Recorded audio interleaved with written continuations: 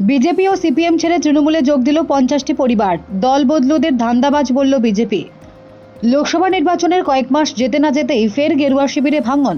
বাঁকুড়ার কতুলপুরে বিজেপি ছেড়ে তৃণমূলে যোগ দিলেন 39টি পরিবার। সিপিএম ছেড়েও একটি পরিবার তৃণমূলে যোগ দিল। বিজেপির দাবি, বিজেপি পরিবারের কোনো ব্যক্তি কোনো রাজনৈতিক দলে অন্য কোনো রাজনৈতিক দলে জয়েন করতে পারে না। কিছু ধান্দাবাজ লোক তারা কোনো সময়ে বিজেপি করতে এসেছে, ধান্দা দেখে আবার তারা অন্য দলে চলে যেতে পারে ধান্দার কারণে। বিজেপির একজন অভিযোগ করছে যে আপনি নাকি তাদের সাথে খারাপ ব্যবহার করেছেন ভোটের আগে এবং পরে, সেজন্যই তারা বিজেপি ছেড়ে তৃণমূলে যোগদান করছে। দেখো, মেন কথা হচ্ছে তারা বিজেপির নীতি আদর্শ তো জানে না। ধান্দাবাজ লোক, তারা ধান্দা করতে এসেছে। তাই বিজেপির নীতি আদর্শ কোনো ব্যক্তি কেন্দ্রিক নয়। তাই ব্যক্তি কেন্দ্রিক যেহেতু নয়, মন্ডল সভাপতি যদি তার সঙ্গে দুর্ব্যবহার করে তার তো বলার জায়গা ছিল, সেখানে বলতে পারতো। সে দল ছাড়ছে মানে কি ব্যক্তি কেন্দ্রিক রাজনীতি করতে এসেছে। বিজেপি কোনো ব্যক্তি কেন্দ্রিক দল নয়। আজকে তো প্রায় 50টির মতন পরিবার নাকি বিজেপি ছেড়ে তৃণমূলে যোগদান করলেন। আবার এই একই কথা বলি যে বিজেপি থেকে তৃণমূলে যোগদান করতে কোনো বিজেপি কর্মী বা বিজেপি নীতি আদর্শ যাদের মধ্যে আছে তারা অন্য কোনো রাজনৈতিক দল করবে না। হতে পারে সাময়িক তাদের কোনো দলের মধ্যে কোথাও যদি কোনো অসুবিধে হয়ে থাকে, সেইটা তারা দলের ঊর্ধ্বতনকে জানাবে। প্রয়োজন হলে তারা দলের পরিস্থিতি যদি তাদের কাছে সুটেবল মনে হয়নি, তারা ঘরে বসে থাকবে, কিন্তু সেটা বিজেপি ছেড়ে অন্য কোনো রাজনৈতিক দলে যেতে পারে না। কারণ বিজেপি হচ্ছে রাষ্ট্রবাদী দল, রাষ্ট্রের কথা চিন্তা করে। রাষ্ট্রবাদী মানুষ কখনো অন্য কোনো রাজনৈতিক দলে যেতে পারে না। গত বিধানসভা নির্বাচনে বাঁকুড়ার কতুলপুর বিধানসভার তৃণমূলকে হারিয়ে জয়ী হন বিজেপির হরকালী প্রতিহার। তবে তিনি লোকসভা নির্বাচনের কিছুদিন আগেই গেরুয়া শিবির ছেড়ে যোগ দেন তৃণমূলে। আর এতেই কতুলপুরে বিজেপির সাংগঠনিক ক্ষমতা কিছুটা হলেও ধাক্কা খায়। এবার কতুলপুরে 39টি বিজেপি কর্মীর পরিবার বিজেপির পতাকা ছেড়ে কাঁধে তুলে নিলেন তৃণমূলের পতাকা। দলে নবাগতদের হাতে তৃণমূলের দলীয় পতাকা তুলে দেন এলাকার দল বদলু বিধায়ক হরকালী প্রতিহার।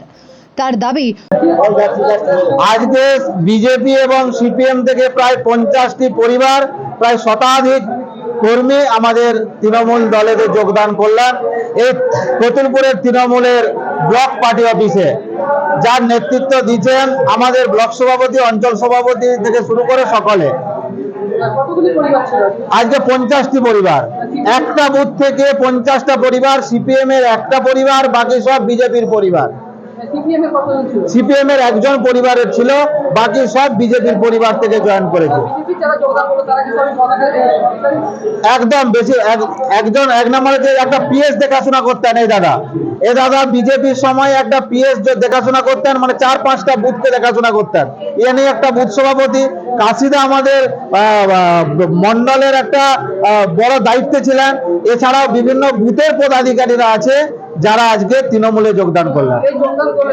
এই যোগদানে আগামী দিনে বিজেপি এখান থেকে নিশ্চিহ্ন হতে চলেছে। এই নিশ্চিহ্ন হওয়া শুরু হয়ে গেল। শুধু কর্মীরাই নয়, বিজেপির মণ্ডল ও বুথ স্তরের বেশ কয়েকজন নেতাও রাজ্যের উন্নয়ন কর্মযজ্ঞে সামিল হতে বিজেপি ছেড়ে তৃণমূলে যোগ দিয়েছেন।